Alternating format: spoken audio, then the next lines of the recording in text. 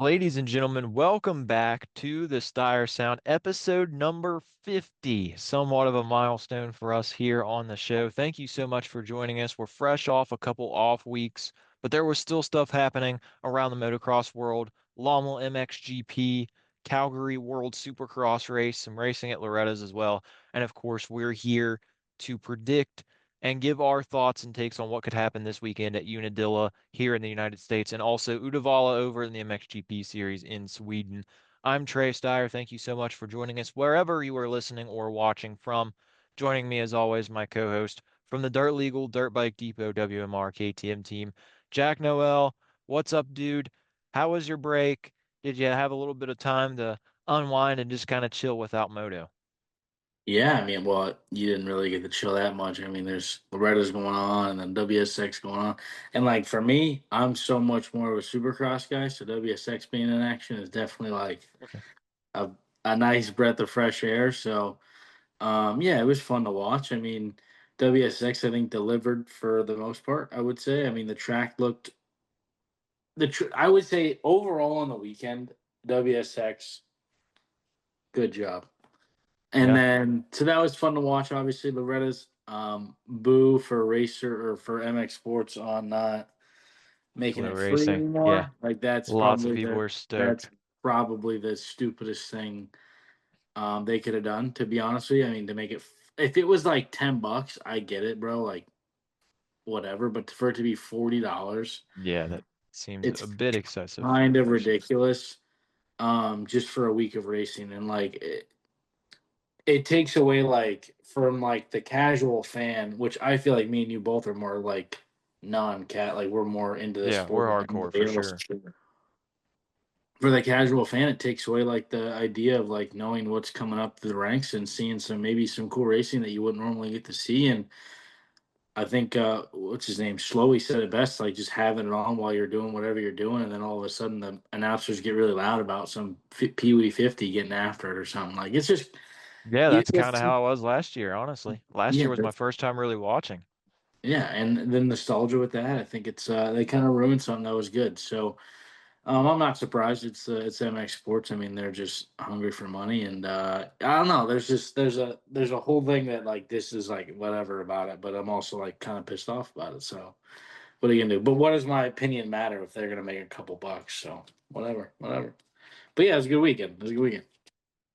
Complaint box from Jack Noel right at the top of the episode. My eyes are darting all over the place because I am updating our prediction sheet, so don't mind me, folks that are viewing from home, but we'll start briefly by recapping the MXGP in Belgium.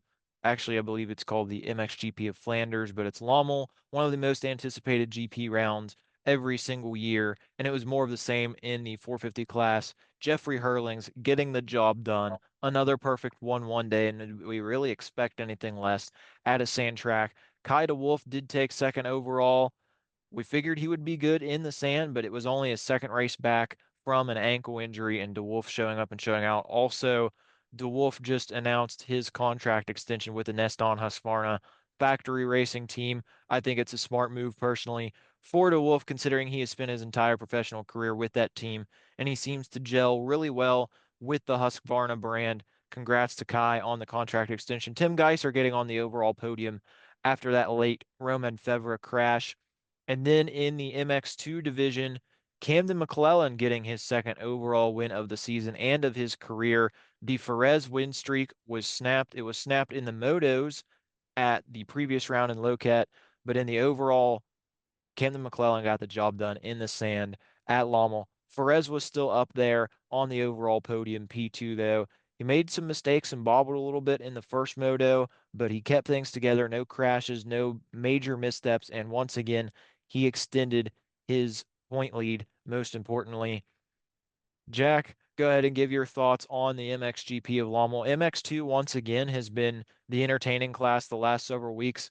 Seems like now with Coonan injured, it's just a Jeffrey Herlings runaway at pretty much every single round, and it's getting pretty boring to be honest. But in the MX2 side of things, there's battles all over the place. McLellan, Ferez, Langenfelder, Everts looked good. Of course, he had that technical issue in Moto 1, unfortunately, that cost him a chance at the overall podium. Even like the Resulus brothers were battling, Maxime Gros. there were a lot of battles across the track in the MX2 division, and now they'll be back this weekend again in Uddevalla.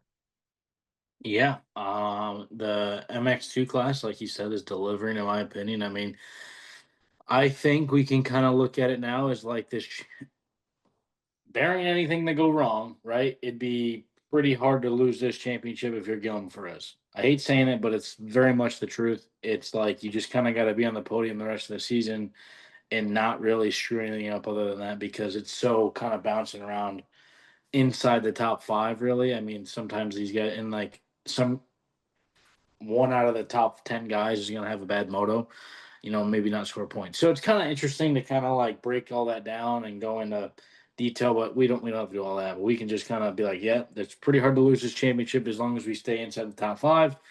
Don't really go down, don't have any bike issues, don't throw away any motos or weekends. So like I think for Gillum, it's very much like not protect mode just yet, but it's also like let's just like take our chances when they're there, and then when they're not there, let's just not throw it away. And I Yeah. think that's kind of the mindset you need to have because Sasha obviously did not give a crap when he came to America and was riding like his life depended on it, and it sure enough did not. And like I look at it now, like if these brothers do end up coming to America next year. Like it's such a blown opportunity for both Lucas and Sasha to kind of throw away what probably would have been two titles for both of them. And to be a world champion is, I think, something that's. I mean, it's you look at the last 25 years of MXGP and it's been dominated by maybe four guys like Caroli, Herlings, Prado, and I don't even know who else to name here. I mean, Geisher maybe, Geiser. right? Yeah. Geisher, Feb. Like you throw a couple names in there, but to put your like to put your name in that hat of those guys, it'd be pretty darn impressive. And I think we can all, and like you look at the game now, I mean, the top three this weekend, I want to say were Geisher or Herlings, Geisher, and Feb. The Wolf was on the podium. Oh, DeWolf, that's Febvre right. fell Sorry, off, DeWolf like was I on the said. podium. Febvre Yeah. fell late. But nonetheless, those three guys are still at the Yeah. top of the game, and you'd have been able to go beat them. And I think that'd have been cool. But now it's the opportunity, not necessarily Lucas's fault for that one, but nonetheless, a championship probably gone because of it. Um, and yeah, so now obviously you look at it from the MX2 standpoint. Perez is in the driver's seat. Can't it's protect mode, and I think that you're going to see that maybe soon from Herlings. I think he might start dropping some overall wins as we get to like the flyway rounds, where everyone's a little more and as guys get more sandy throughout the season, and he's kind of just like, I'm not going to push the envelope in this scenario, and I think we'll see more and more of that as the year goes on because the points leads are just so massive. But I think we can talk about the motos. I think Perez definitely felt the pressure of McLellan this weekend, Yeah. or in Lommel, I should say. Just you could see like the kind of like minuscule mistakes, and you look at like, and I'm not there all the time to know, but I definitely would feel like there's a little bit of bad blood at the Triumph camp right now. Not that that might be like bad blood on the track, not in the truck kind of thing. Like they kind of have like a little bit of a vendetta against each other because like you got to think about it, like McLellan was definitely the better rider this weekend in Lommel, and that's where they train every week. So you got to think if you're McLellan, you're probably the best guy at the practice track, and then you have Gillum Fresh, who's just one of the biggest tear of all time. It's got to be kind of like like disheartening if you're McLellan. So for him to get a win there, huge, huge for his morale. It's a little bit scary to be honest too, because like, what if he goes on this giant tear of wins and kind of shows up when it's unexpected a little bit? But nonetheless, it's still 60 some points he's down or whatever. It's a whole weekend. You kind of got to look for Gillum to basically throw a weekend away. So it'll be interesting. I wonder if Sasha will be back at 100% or close to. Maybe he'll be mixing some things A up. little bit I'm closer sure. for sure. I would think he'd be closer, like you said. And then Lucas Kunin, if he can come back and maybe stop the Hurlings train and maybe throw a wrench in things, and maybe something goes wrong and it turns around. But it's a lot of what ifs, and bad things have to happen to the points leaders if they want to continue. If the championships want to kind of develop into something more. So that's just my 2 cents on it. I mean, it's not much else to say. I feel like, but yeah. 47 points, just checking the gaps right now. Perez over Sasha Kunin, also 60, as you mentioned, over McLellan, 70 over Langenfelder. Good to see him back in a rhythm. We thought he might be injured after Loket, but he was back in his rhythm. in the MXGP class. Herlings has a 104-point lead now. Roman Fevre in P2. Of course, he's heading to Ducati next year, so hoping to finish out his tenure on a Kawasaki strong.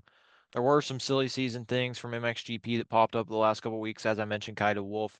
You also had Calvin Vlanderen a couple days ago announcing that he will be with Team Honda SR Moto Blues, which I think is an interesting signing. I remember a few years back when that team really burst onto the scene. Jeremy Van Horbeek left factory Yamaha, and he seemed to be kind of stagnant at factory Yamaha. He was losing grip with some of the top guys, and then he got on the Honda and ended up being about a fifth to eighth place guy on the privateer team. And obviously, if you watch the MXGP or if you don't watch them, I would say that team is kind of like the Quadlock Honda of Europe. They're usually always in and around that top 10 fight, whether it's been Van Horbeek, Valentin Guillot, Kevin Horgmo. They've had a lot of guys in that range. And I think Vlander moving there is cool. I am a bit surprised that he didn't stick around with Ducati, but I guess if Ducati's bringing over a guy like Roman Fevre, maybe they pushed him aside.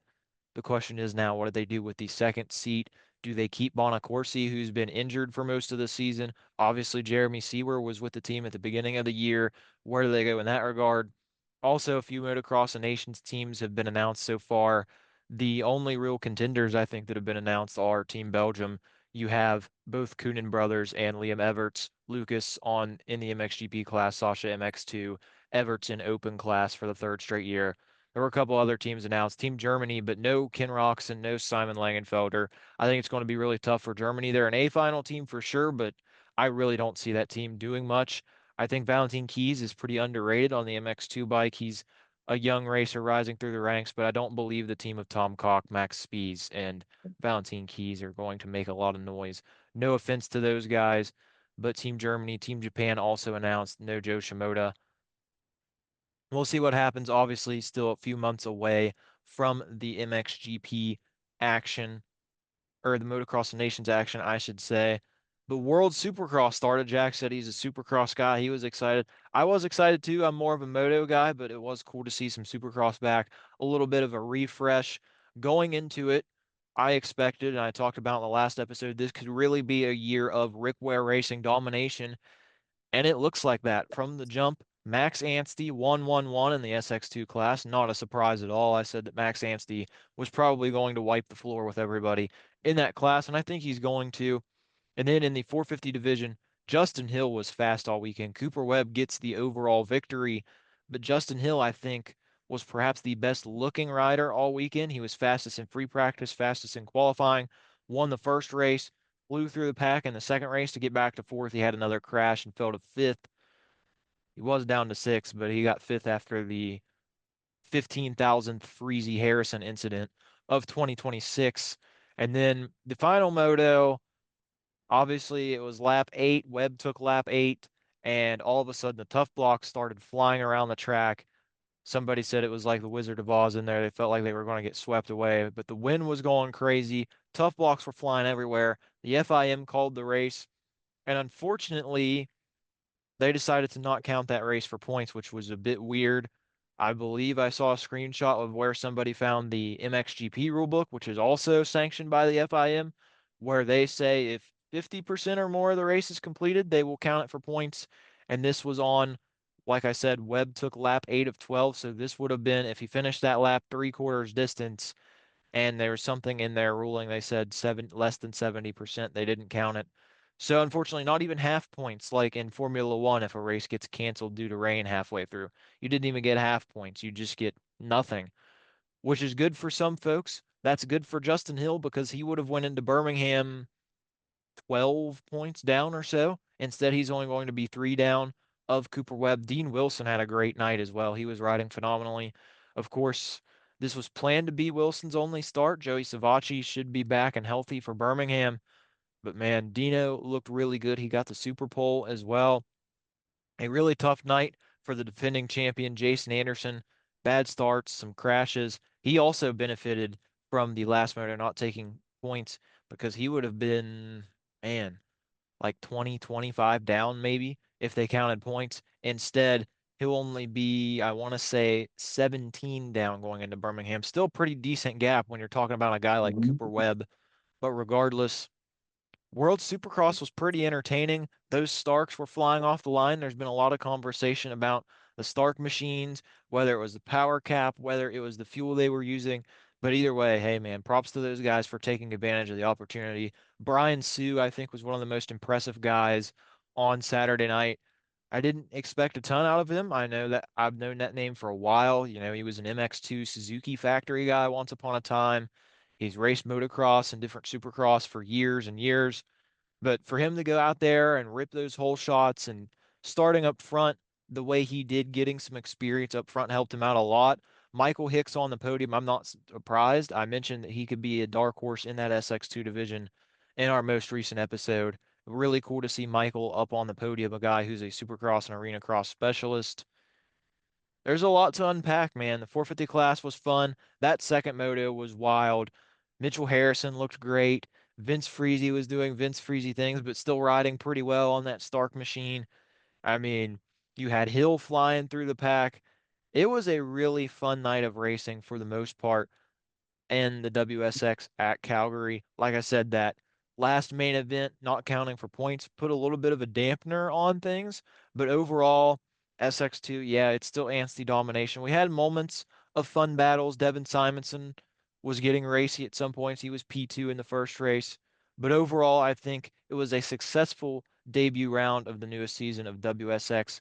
And now we have to wait almost 2 months for the second round to happen. Yeah, that'll be interesting. I think we obviously can look at it, like I said earlier, like as a success. We get Supercross back. It's for when it was. I think I've been saying all year, like, wish they would not have done this round when they did, because now we're gonna have a bunch of bike brands, which is Group Webb will not be on Yamaha. Come the Yep. next round of WSX, will be on a KTM, and that could throw a. I feel like that could throw a bigger wrench into things than we all think. Obviously there's more freedoms with being on that KTM than he would have had at like factory KTM, and obviously he doesn't know the bike and whatever. But I think looking at it from the outside in, I think Justin Hill is going to win this title without a doubt. Like, He looks good. like he looked really fast. If he can figure out his starts and like, I mean, you saw like how he was right at the end of the Supercross this year. He just all of a Yeah. sudden had it going, and like if he's going to have the next 2 months to kind of prepare for this, maybe do the SMX races, and if he's good there, it's gonna be good. And these SMX races that are coming up, they're really just supercrosses with no whoops. Like they're in soccer stadiums, which is just a kind of a bigger floor plan than some of the NFL stadiums we get. And then obviously the one in Missouri will be more outdoors, yeah, I would presume, because of the big area, or whatever. But nonetheless, you're gonna have these guys. Hopefully, will get some gate drops, and I hope Anderson gets some gate drops. I mean, I think that was the most mind-boggling thing I've seen in a long time. Like he just did not look ready at all. And I think if you're Hep, you're probably pretty pissed because like he's coming off the championship. Like I think he'd be up there in the top three at least, get you a podium, whatever. And I mean, and we know that bike can't compete, man. It's they just Yeah. want the AMA Supercross AMA championship, so it's not Supercross like it's title. the bike. But yeah, man, he looked like he was not into it. I mean, I feel like Colt Nichols is just like not cut out for WSX for some reason. Like he's good like other times. Like he'll get top tens and be in the mix in AMA Supercross. And then he's over here in WSX and it's like, what happened, dude? Like we're like Both guys struggled. I mean, the only yeah. Suzuki guy that looked remotely decent was Kyle Peters in SX2. KP looked solid, but all the other guys, Anderson, I think a combination of the rust and somebody mentioned in snowboard the other night, they're like nobody hardly ever comes back from personal issues and does better or gets like in that level that they were at in their career. Yeah. And also, you got to think Anderson's realistically, he's the same age as those guys like Eli Tomac, Malcolm Stewart, those guys that are starting to age out of the class. He's got less runway in front of him than he does behind him. And I Yeah, mean, that's no true. offense to the Jason Anderson fans, but you go, I know he tried to race Mammoth or whatever, but 5+ months without a gate drop in front of major competition, and that's going to put a dampener on things. But even if Jason was at 100%, the way that Cooper Webb and Justin Hill were riding, I don't know if he has anything for those guys. They were riding really good.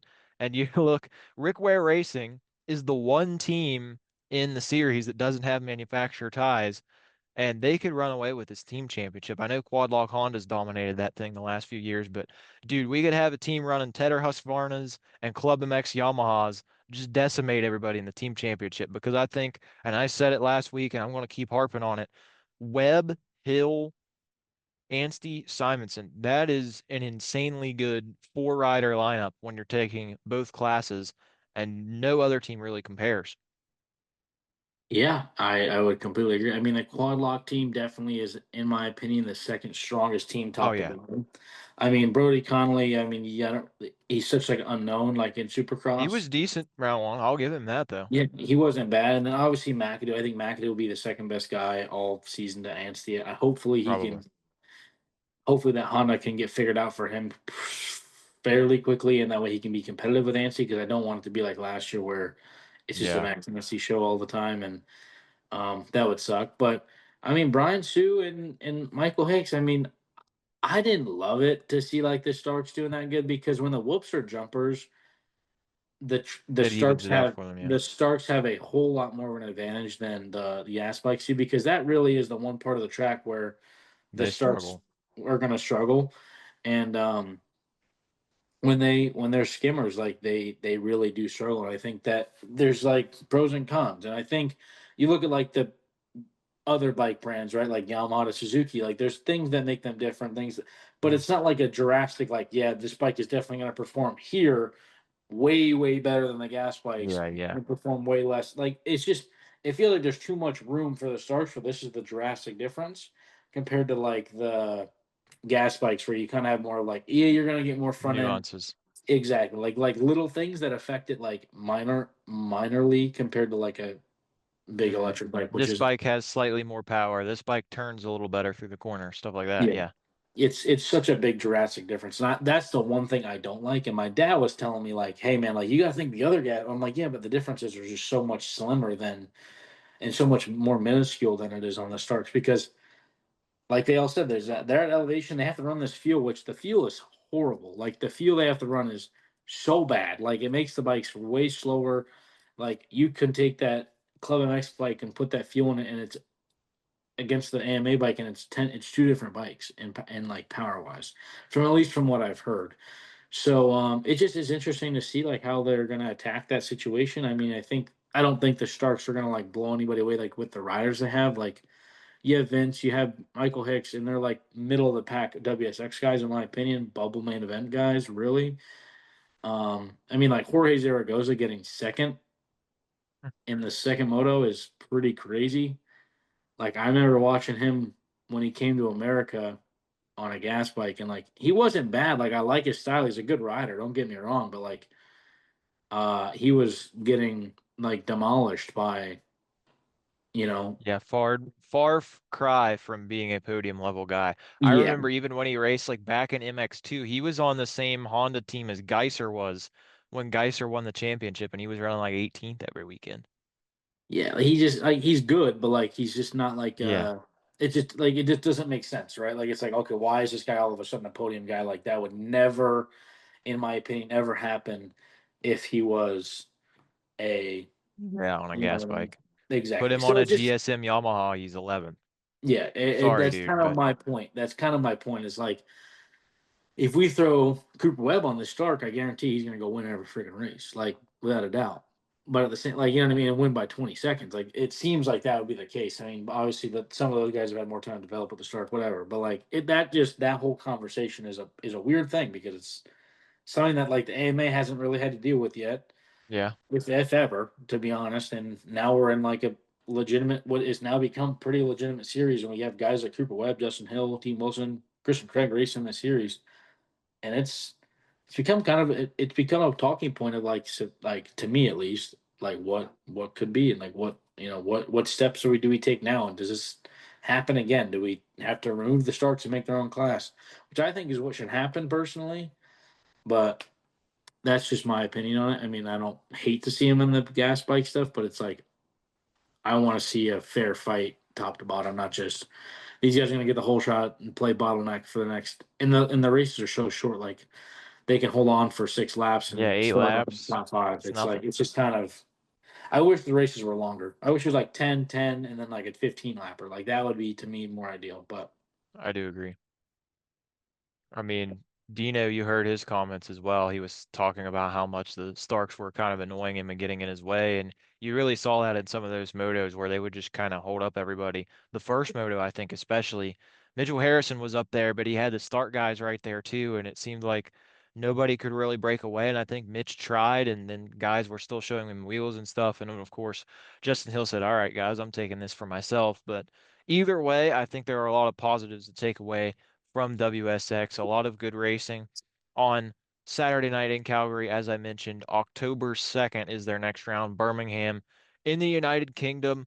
Tom Vial is supposed to be there as a wild card. We'll see what happens with Team France and Motocross of Nations and all that stuff, but we'll see. It's on Things are Friday. going to Maybe he look runs a different. 3-day It, weekend. yeah, maybe he goes full weekend warrior, man, racing Supercross on a Friday night, quali race on Saturday, Motocross of Nations on Sunday. But also, real quick, I want to shout out some of the Loretta's champions. Jack already ranted about not watching on Flow Sports. I was gone during Loretta's week, but I also would not have watched with the Flow Sports paywall as a fan personally. But congratulations to the winners, Zach Osborne getting the job done, as you called it, in the Open Pro Sport class, also the 25 plus class. Zach Osborne on the Liqui Beta Racing machine. Then you had Ryder Malinowski, who of course is having a really great season up in Canada. He won the 250 Pro Sport class on his Club MX Yamaha. I think Ryder Malinowski has taken a big leap over the last 9 to 12 months. He's been impressive lately. Hopefully he can keep that rolling. And I believe either this weekend or next weekend is the last Canadian race. And of course, he has the chance. He's in that duel with Dylan Rimple for the MX2 title up there. And then I'm trying to think of some of the other classes. I know Ezra Lusk, a legend of the sport, coming back. He won the 50 plus class. That was awesome. Ezra Lusk, of course, he was doing dueling against Jeremy McGrath and Ricky Carmichael in their primes, and he is out there going to Loretta's and taking it to you guys. Congrats to him. You had Mayla Herrick win the women's division. Umena Burning, Umina, not sure the correct pronunciation of her name, but she was out against the boys winning motos. Well, really awesome to see. Unfortunately, I believe some bike issues that plagued her. I think 65 class, one of those she was racing, but regardless, really impressive to go up there and just win motos straight up against the boys. That's insanely good. So shout out to her. Now we'll go ahead and briefly look at the Unadilla entry list before we shift over to the predictions for the thing. But we've got a full 80 this week.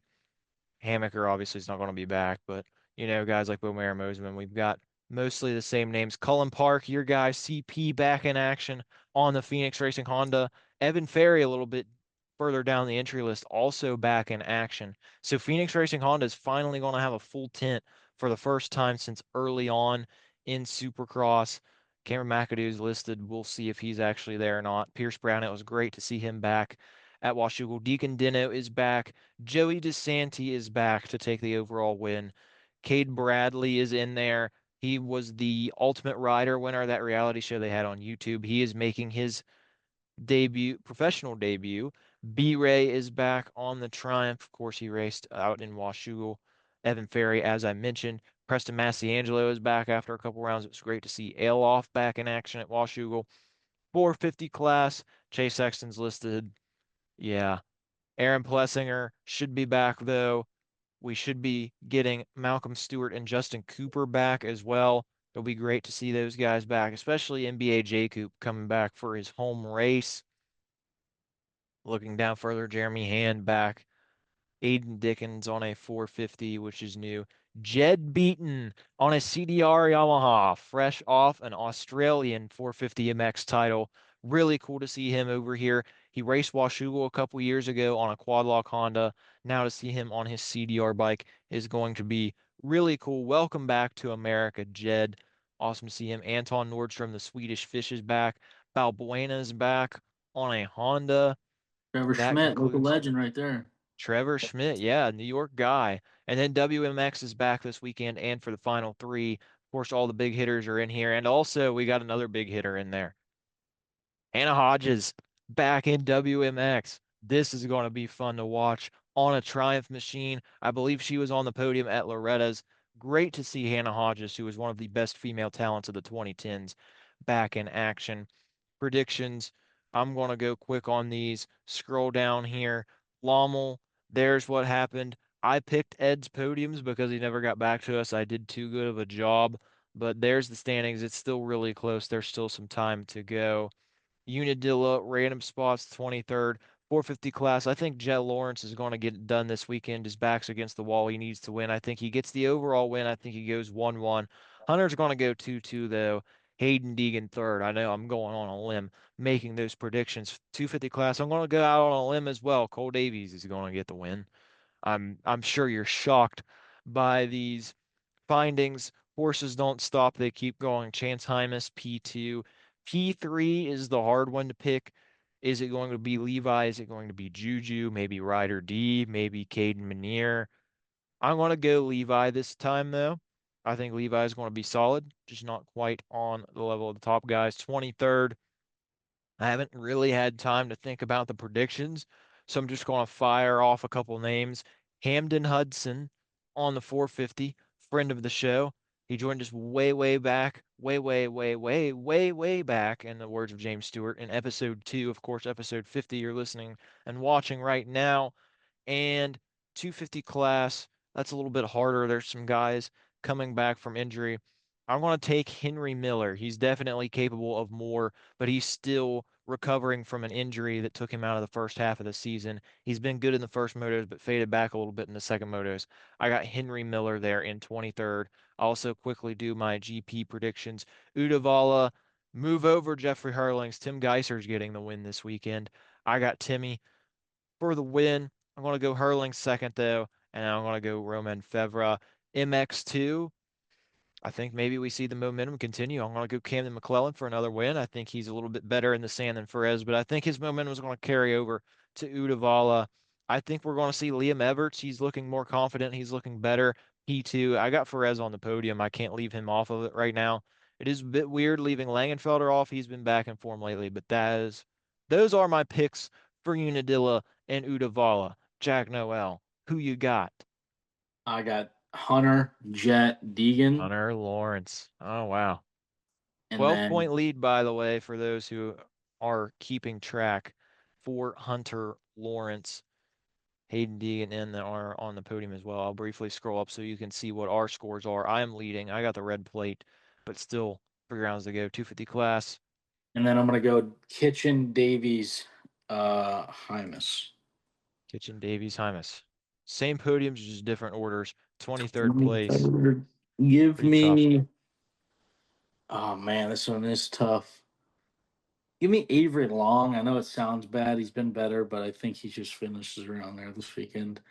450 class. Give me Jace Kessler. I like Kessler on a 450. Uh, On the Nectar Energy gas. and then GP. Give me Herlings, Yeah. Vial, Oh, Feb, Tom. Oh, I should have picked. You know what? Sorry, Febra. You're off my podium. I'm gonna put Tom up there. I was trying to think of a name to put up there. I'm like Ruben. No, not the Wolf, not Fernandez. Yeah, Tom. I think Tom will be on the podium this weekend. yeah. Actually, thank And you then I for. got Feb third, and then I'm gonna go MX2. Give me Ferez off the off weekend coming back for the win. Yeah. And then I'll do Langenfelder, McLellan. I wonder how many consecutive MX2 wins you picked because you picked Perez. You also picked. Oh no, you picked Everts last week. I was looking at Ed's score, but you had one, two, three. You picked all four of Perez's wins in a row. Even Montevarchi, you picked him. Go Hey back man, to Kegums. You picked. I I picked him for know you're second, and he Perez got guru. second, and then Yeah, I got second, so I got to pick him to win now. He's gonna win. That's all right. yeah. Yeah, Perez Guru, obviously, but there are predictions. Pretty quick episode this week of the Stire Sound, but we're coming back from the off weekend, coming back from vacation. Just brief recaps, get you refreshed. I know we didn't do a lot of talk for Unadilla, But hey, man, it's coming up this weekend. We expect it to be Lawrence versus Lawrence in the 450 class. 250 class, obviously, it's been wild all year, so maybe it's best to not even predict what's going to happen. Will Levi Kitchen still be the red plate holder? Will Cole Davies secure the red plate? Will there be a start crash that involves 35 riders and somehow CJ Bernard wins a moto because everybody else crashed? Who knows what's going to happen? But Unadilla this weekend, Uddevalla this weekend. I'm excited for more racing. Thank you so much for listening to episode number 50 of the Stire Sound. Episode 50. Thanks for helping us reach this milestone, and we're going to keep going, baby. For Jack Noel, I am Trey Stire. Thanks for tuning in. Enjoy your weekend. Enjoy this last stretch of the pro motocross season, and the Stire Sound is fading out.